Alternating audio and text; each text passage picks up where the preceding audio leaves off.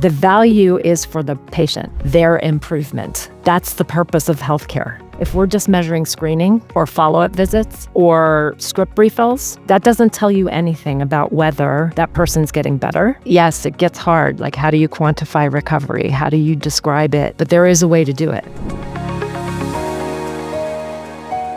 Welcome and hello. I'm Chris Malone, and I'll be your co-host for today's discussion. Thanks very much for joining us. I'd like to start by welcoming our friend, colleague, program partner, and today my co-host, Michael Giuliano. Michael is president of Planetree, which is a global not-for-profit organization committed to humanizing healthcare for everyone through excellence in person-centered care. Welcome, Michael. Tell us about our guest today. Thank you, Chris, and welcome everyone to our February episode of Humanizing Healthcare. It is my great pleasure to welcome our guest, Jennifer Bright, to today's discussion. Jennifer serves as president and CEO of the International Consortium for Health Outcomes Measurement, more commonly known as ICHOM, a global nonprofit working with patients and clinical experts to define and deploy standardized tools for measuring the outcomes that matter most to patients. Jennifer brings deep expertise and experience at the intersection of healthcare strategy, policy, and patient advocacy. Prior to joining ICHOM, she founded Momentum Health Strategies and held several senior leadership roles advancing patient-centered value and quality, including at the Innovation and Value Initiative, the Society for Healthcare Epidemiology of America, and Mental Health America.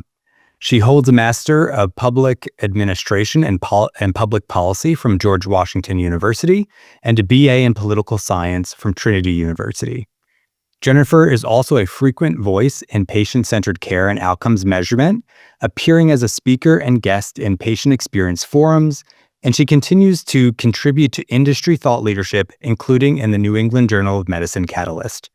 In addition, she serves as a board chair of Mental Health America and has been appointed to the Journal of Patient Experience editorial review board. Jennifer, welcome to our program. Nice to be here, and thank you for that lovely introduction. Jennifer, let's get started with your personal journey into healthcare. How did all of this come about in your career? What drew you to a focus on patient-centered care and all the different organizations that you have worked with? Sad to say, it's a very common story that I think many people who work in the patient advocacy community enter this field with a negative outcome. And I can honestly say that was the beginning of my journey when I was just a young adult in college. Both my parents were diagnosed with stage 4 cancers within 2 months of each other. They were misdiagnoses in both cases. I can remember as a smaller child having scares where there was lots of testing and hospitalization and never understanding what was really going on. And then 10 years hence, we have these horrific diagnoses. And sadly, within a 5-year period, we lost both my parents. And I was just coming out of college. So my first experience in the healthcare system had 2 facets. One, I didn't face the horrific financial disaster that many in the United States experience, primarily because we were being served by the only single-payer health system in the United States, which was the military health system at that time. So my parents had the very best. They were not on a waiting list. They got the surgery they needed, whatever was needed, and yet, misdiagnoses. But once we were in a treatment pattern, there wasn't an issue of what was available or what was needed. And in fact, in both cases, they were at the end of stage. They had access to cutting-edge therapies that were only available to people in clinical trials for pain management for my mother and interferon for kidney cancer. So, it wasn't access that was the problem, is my point. And the other facet was I got a front row seat as the oldest child into what doesn't work in the healthcare system. We have diagnostics, we have all kinds of tools and drugs and surgeons that are at the top of their game. What we didn't have at that time was the language of how is this affecting your family? How is this affecting mental health? How is this affecting your ability to hold a job? My father was an officer in the military. He got handed a forced retirement as a result of his diagnosis. And I watched a man who fought in the Vietnam War and had 26 years of dedication to the Army basically get handed his walking papers because he was diagnosed with a fatal illness. And then not to mention my front row seat to the journey. Everything from watching my mother be talked at or past by, radiologists and other people who dismissed her pain, which turned out to be metastatic cancer. All of these things, they imprinted, I think you can tell, on my brain. And my passion for what was my purpose in life was to make sure that that didn't happen to other people I cared about. And so I've been an advocate in cancer communities on my own, but that led to a career in speaking for patients and families, ensuring that their voice was a major driver in care communication, in education, in the right to have a voice, nothing about us without us, and in policy. And that's really what's brought me through to this point. And I often say that my job at ICHOM now, I've been in training since the moment my parents had a diagnosis for this job, because this is the organization that is really at the center point of how do we bring data, decision-making, and compassion, the focus on the patient and the family together. And so with such painful experiences and difficult, journey, thank you for taking up the challenge. Not everyone would have, made the choices that you did, and to become such a strong advocate, to help others as a result of that experience is really admirable. And so how did you get to from those formative experiences to all the way where you are all now, and recognizing the need for change in the way that we approach healthcare quality measurement, and how we listen to patients? Tell us about the journey along the way that started with the story you shared. I had early work in the mental health space, and I think that's probably another big part of my mindset about this, because this is an area and a constituency that was hidden away for decades. Mental Health America is actually the oldest patient advocacy mental health group in the country, and it was founded by someone who had a diagnosed mental health condition, bipolar disorder now, and he was institutionalized, and he came out and wrote a book, The Mind That Found Itself, and that gave rise to a movement. So I learned through that experience that patients are the center. They are the experts in living their life. Someone who has schizophrenia knows exactly what's wrong with them, even if they're in denial. They know they have voices. They know they are not always present in the community, but they also know what's meaningful to them. And we have spent decades medicalizing and hiding it away instead of facing it head on. It took COVID to get us out of the habit of whispering about mental health. It seems like only yesterday, and suddenly we're talking about mental health all the time and the importance of children and all this other stuff. But actually before COVID, it was still, if you go into policy environments, people would still whisper, oh yeah, my aunt has that too. I cut my teeth in state legislative and regulatory advocacy in a time when we were still whispering about it. From that, I took this very important lesson that the people who are living with the health condition and those they care about are the most expert in the room. Even if they don't have a degree or, clinical knowledge or whatever, they are the experts. And understanding what their goals are and their wants and needs and fears and challenges is the essential way to develop recovery. That's the essence of what we're talking about when we talk about outcomes. It's about how do you get back to health and life. I think you touch on something important, that I think medicine has been fantastic at applying biological science, technical science, pharmaceutical science, things of that nature, but has been slow to adopt everything that's known from a social science and human behavior standpoint. And I think some of what you're talking about there. So you do such great work leading ICHOM, measuring the outcomes that matter most to patients. Just so we can level set for the audience, maybe some people who don't know what ICHOM does specifically, could you just describe its work, its mission, how it was founded? The organization was founded in 2012. It's a US-based nonprofit, but it's founded in Boston by a group of people, but spearheaded by Michael Porter, who was one of the co-authors of the book Redefining Healthcare alongside Elizabeth Teisberg. And he and Stefan Larsson, who at the time was a lead in healthcare practice at BCG, and Martin Ingvar, who was a clinician and researcher at the Karolinska Institute in Sweden, which is often seen as one of the early adopters of this modern notion of value-based healthcare. They came together with the notion that somehow we needed to have the capability of activating the concept that value starts with the outcomes, the results of healthcare that are most important to patients in the context of the resources it takes to achieve those outcomes. That's really the definition of value from that perspective.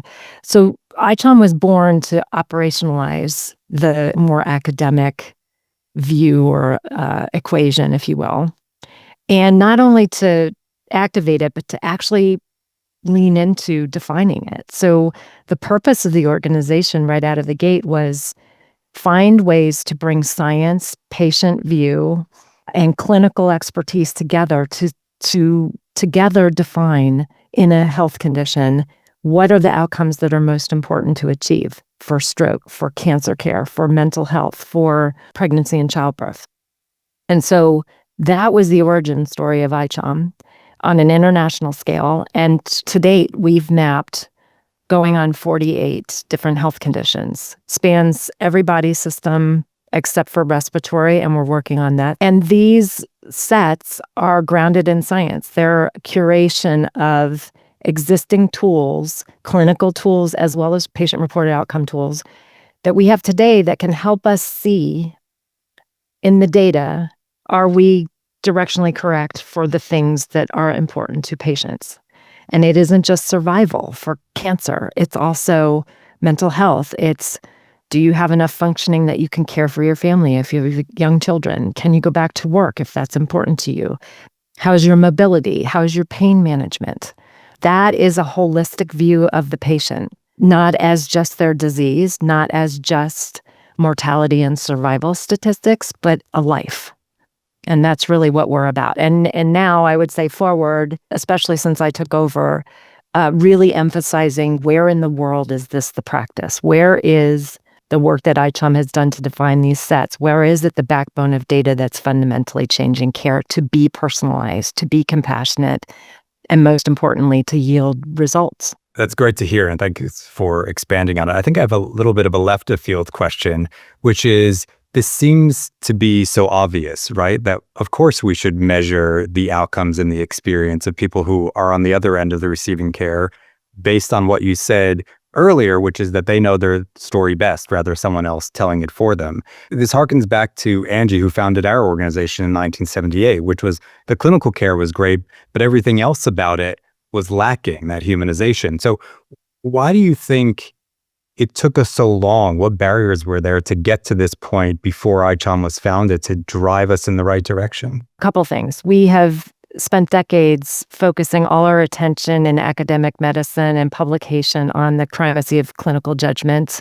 Evidence-based medicine grew up out of that, all of those things. Not wrong, but a choice to place that expertise and that voice above everything else. In the US, we have the, health industrial complex, right? The business of healthcare has exploded. We've moved from knowing your doctor down the street and getting house calls to having this mega business, like agribusiness version of healthcare. And that trend has had the consequence is it is depersonalized. It has taken the relationship out of the equation and turned it into a commodity that we can trade, we can actuarialize, if that's even a word. We can bean count it and scientifically mold it and shape it using metrics that have nothing to do with are we getting the results, but everything to do with can we count the widgets, can we count how much unit cost it takes to deliver that, whatever. Along the way, the people who were outside the room where decisions and design were happening were the patients and the families. We weren't at the table to design this, what we're experiencing now.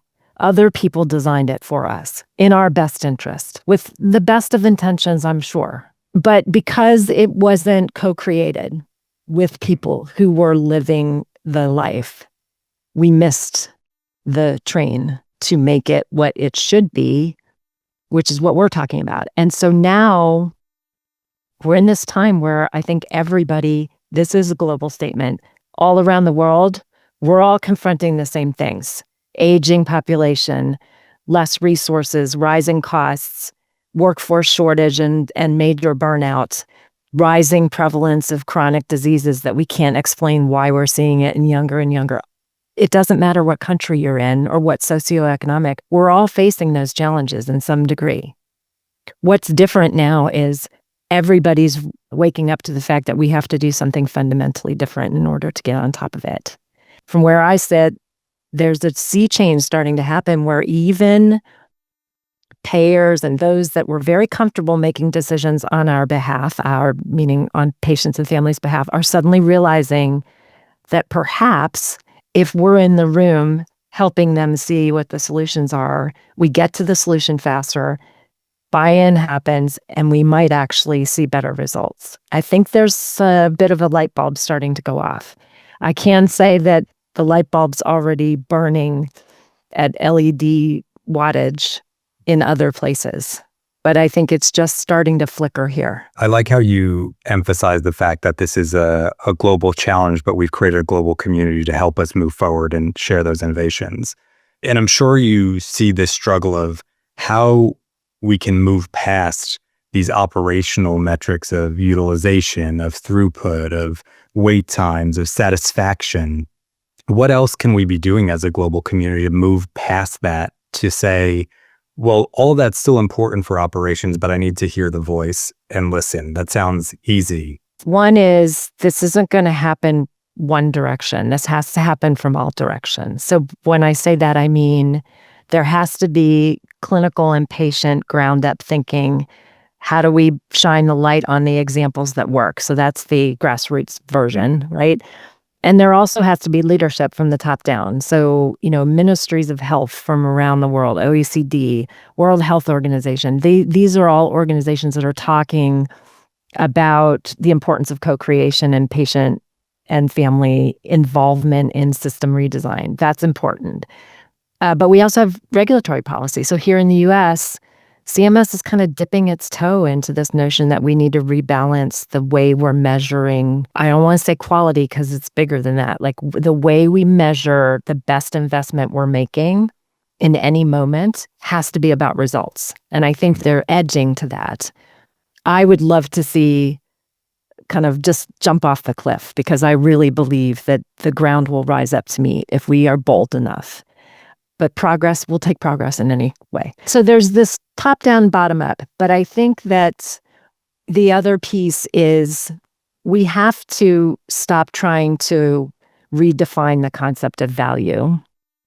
I think, now I hear on any given day, value-based healthcare is the salvation or it's dead. Neither is true. But if we spend all our time quibbling about whose definition of value is right, we're never actually going to do the work. And I am an action person, like actions speak louder than words. I don't care who's right. The definition of value fundamentally, no matter how you phrase it, whether you talk about contracting or payment or whatever, the value is for the patient.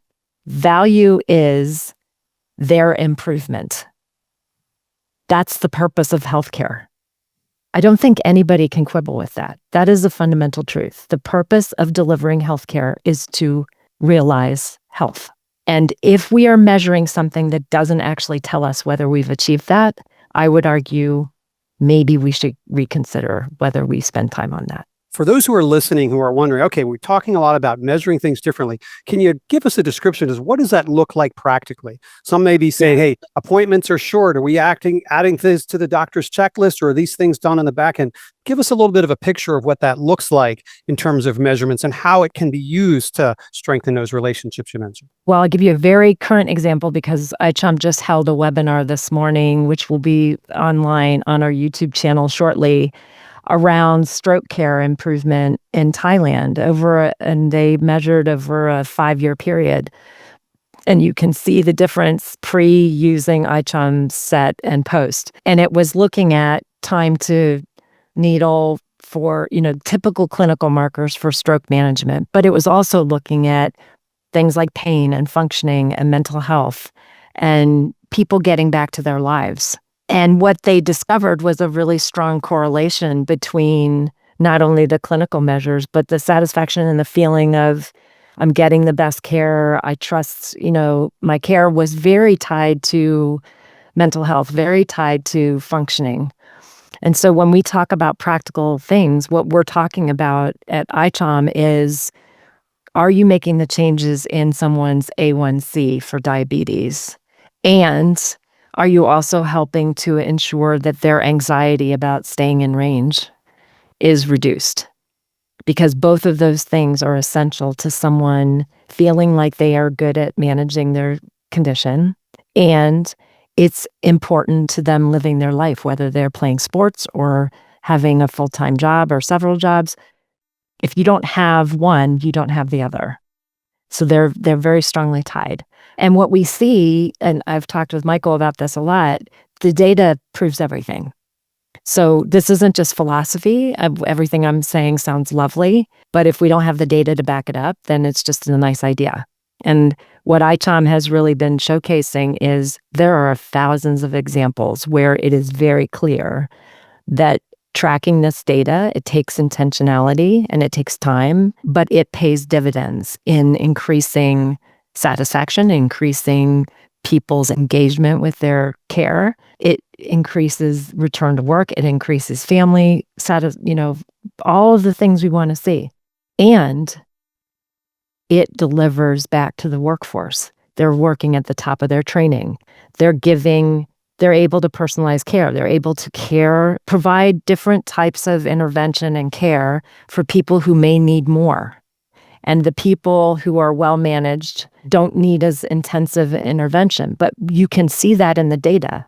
Right now, if we're just measuring screening or follow-up visits or script refills, that doesn't tell you anything about whether that person's getting better. And it doesn't tell the clinician or the clinical team how to differentiate their care to make sure they're providing the best to everybody. That's equity.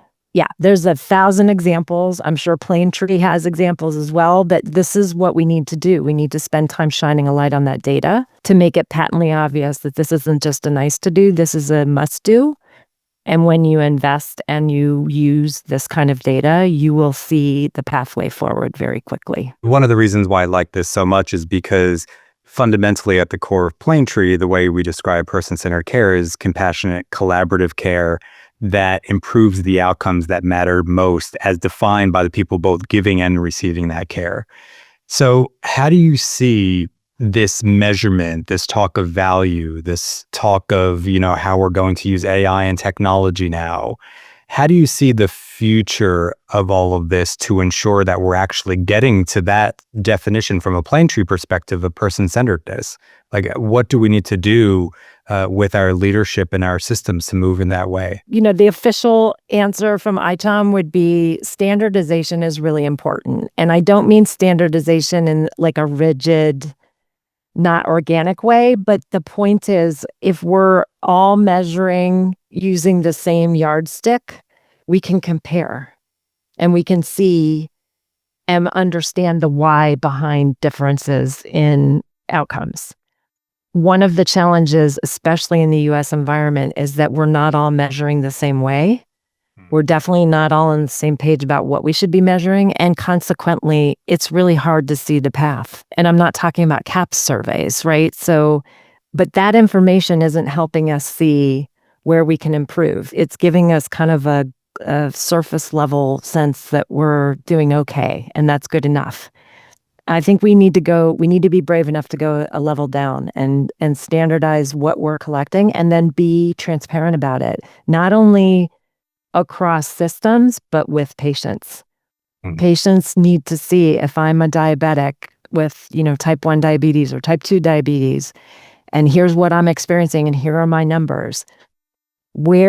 For someone my age, with my severity, my medical history, like what is a achievable goal? What should I be aiming for? And I should have access to that information to be able to ask questions and say, well, why is my blood sugar doing this versus, steady over time?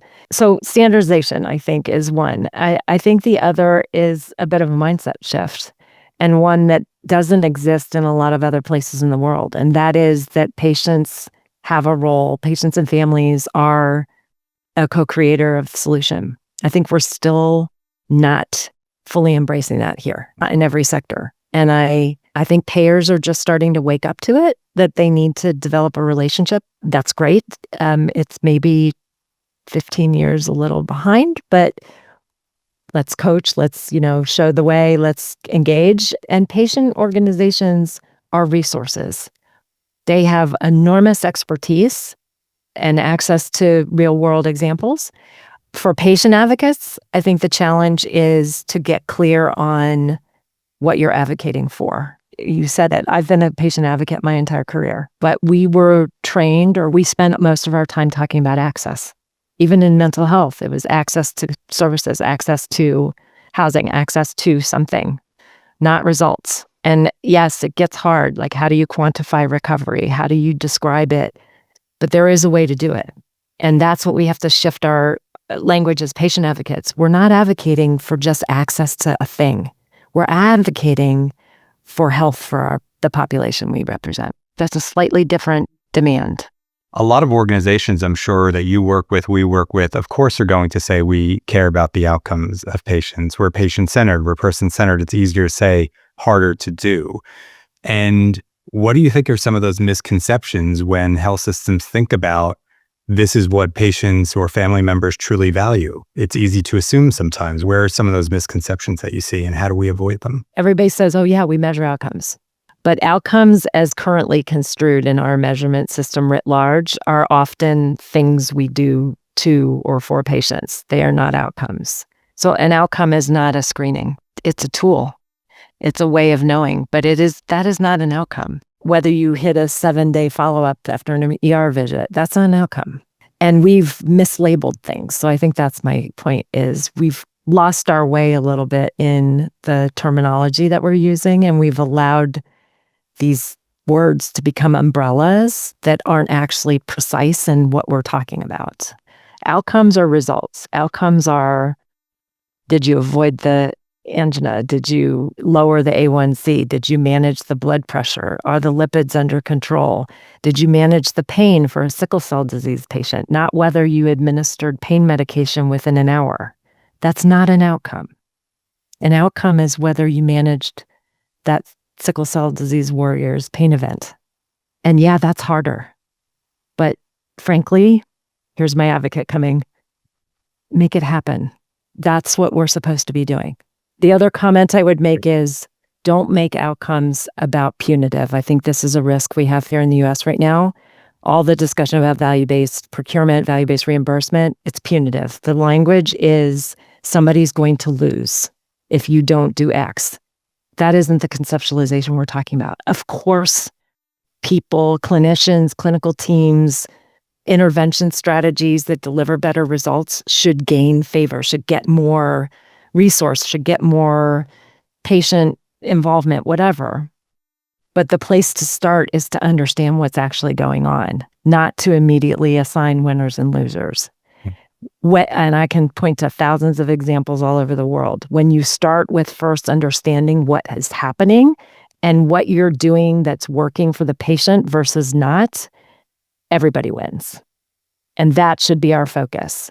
And if we stay stuck in the United States on our winner-loser thing, we're not going to achieve what's happening in some really amazing places in the world. And I think that would be a real tragedy. And then the other thing is like a mindset shift. There are many cultures all over the world that place the patient and the family at the center of care without having to have a discussion. We are not one of them. Not yet.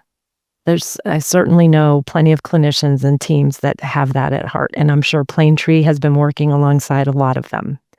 But it isn't universal, and we need to work on that.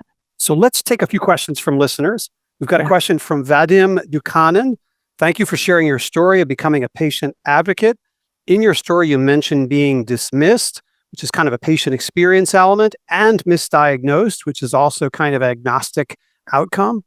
And it seems like ICHOM focuses in specific conditions and outcomes only. Given your story, do you consider diagnostic excellence as a future priority for ICHOM? That's a great question. When we talk about health conditions, the sets that we develop are agnostic to use for diagnostics versus treatment or any treatment intervention. So that's one of the, I think, intentional decisions that was made right out of the gate, that these tools, these sets needed to be as broadly applicable as possible so as not to corner them into, well, you can only use it for this. So when we look at diabetes, we can see across all treatment options, or for adult obesity, all treatment intervention options should be on the table. The outcomes help you see which thing is working best. And as far as diagnostic excellence, of course, an early diagnosis is an outcome that is in some of, especially our oncology sets, because that is important to the journey and the successful outcomes for a patient. Here's another question from Hector Emanuele. A big question has always been, how do we take standardization of patient-reported outcome data sets so they can be used appropriately and suggest insights to healthcare providers as they interact with their patients at clinical moments? Thoughts on that? Yes, data sharing is key. Clinical registries that exist all over the world are really considered a resource, and perhaps an underutilized resource from a clinical management standpoint. Often they're used more on the research side of things, which is great. But what we want to say is, how can we bring that data back into clinical engagement? And most importantly, like the brass ring is when you can bring that data into the shared decision-making engagement between a clinician and a patient. And there are examples of that happening. Again, the standardization is important. I think the exciting thing that's on our horizon is, how can AI help us do this? I have two feelings about it. AI is great at helping us lessen the friction to gather this kind of data. If we're asking similar questions, how can AI and other digital mechanisms help us ease the path of getting that information from the patient one time, not 7 times, and putting it in a place where it's usable?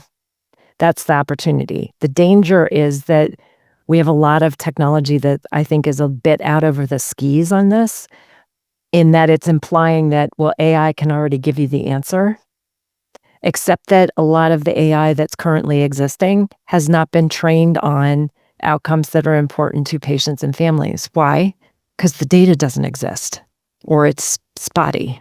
We have to keep an eye on both sides of that, or we're going to get it wrong and we'll have a lot of hallucination, which I don't think any of us want. So let's sneak in another one from Mark Schweitzer. Does ICHOM have new data collection tools to use to measure what is important? I'm assuming yes. And can you describe some of this?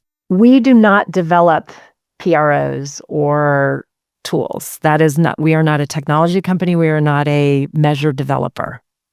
And I would say we need to have fewer of those. What we are is a curator of what are the most important dimensions of outcomes of care and living with a different health condition, and then using literature, using clinical practice expertise, using understanding of what's important to patients.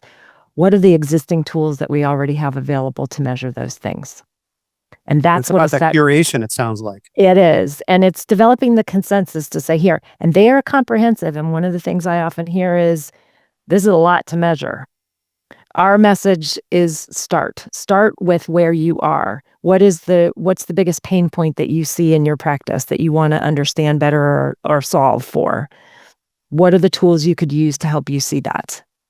And often an entity, a clinic or a hospital that starts with just a portion of our set will rapidly start adding on around the dimensions, because they will see the power of the data. I'm going to jump to the last one because I think it's just going to be the last one. And it's from Abdullah Asseri, who asks, how can organizations in the Middle East region adapt their models to local culture and expectations? Is that something that already happens? Or I imagine that, working in so many different parts of the world, you may already be addressing that. Another gift I think that ICHOM brings to you is that you can be assured that the tools that are represented in the sets have been clinically validated, often have translations and localization already done by the measure developers, whether it's PROMIS or EQ5D or a bespoke condition-specific. Not always, but most of the time. The other thing we see is, yes, language translations are important, and you can't just Google translate them. There's a process. It's important that you understand local context, especially in some of these Middle East countries. That's important. But we also, in implementation, we've also seen some unpicking of some mythology that exists there. So, for example, in our pregnancy and childbirth set, there are questions about sexual functioning and urinary incontinence, and the impact of childbirth on those things. And some of the early assumptions was, well, we can't ask these questions of pregnant women in a Muslim country because that's just not done. It's not culturally sensitive and things like that. Except that in implementation, the clinicians discovered that they could ask those questions. And not only could they, the patients wanted them to. And it yielded a level of engagement and trust and relationship that didn't exist before because there was a preconceived cultural norm that people felt couldn't be pierced.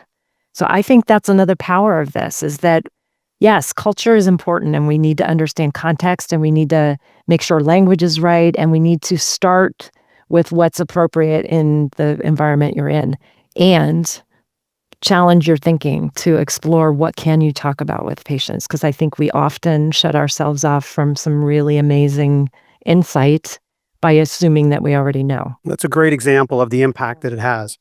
I regret that we won't be able to take more questions, but I know that we're going to pass the rest of those on to you. I know folks were interested in hearing some specific thoughts from you. But we do like to close with my favorite question, which is, do you have a favorite quote you can share? And if so, why is it your favorite? I told you before that I have actually two, because I think they actually bookend this conversation really nicely. The first one is my patient heart. This was actually in my yearbook, but it's a quote by Margaret Mead, an anthropologist, and it's, "Never doubt that a small group of thoughtful, committed citizens can change the world. Indeed, it's the only thing that ever has." And I think that is, in essence, what patient advocacy is really about. And what you're doing. Exactly. Small voices with big ideas making stuff happen. My other quote is the thing that I have on my bulletin board at my work. And I like to think this is how we live life at ICHOM. And that is, excellence is never an accident. It's always the result of high intention, sincere effort, and intelligent execution. And I think that's what is my mantra for ICHOM, but I also think that is the essence of value-based healthcare. It is the essence. It isn't just bragging that you're the best, it's proving it. And it's proving it through the use of data that's about results that matter to the people who are being cared for. And that's what we're all about. I know that's why Michael and I initially bonded, and it's why I said yes to this conversation today about humanizing healthcare. It's a brilliant explanation of excellence and a brilliant way for us to close our conversation. Jennifer, thank you so much for such an enlightening discussion today. We really appreciate the clarity you bring about measuring what matters and how we can connect back to being more human and patient-centered in everything we do. For listeners who want to keep up with your work, what's the best place for them to follow you and ICHOM, whether it's LinkedIn or somewhere else? Yeah, we have active social media. LinkedIn is the ICHOM website, and you can go to www.ichom.org and find all of our sets, all kinds of information, and find a way to reach out to me. I'm happy to answer questions or connect you with our community, which really does span the world. Fantastic. Excellent. And to our listeners, thank you for joining us as well. And be sure to register for our next Humanizing Healthcare program that will be talking to another healthcare leader and innovator. Details will be shared soon. And thank you all again for being a part of our community, and have a great rest of your day. Thanks. Thank you, everyone. Thanks, Michael.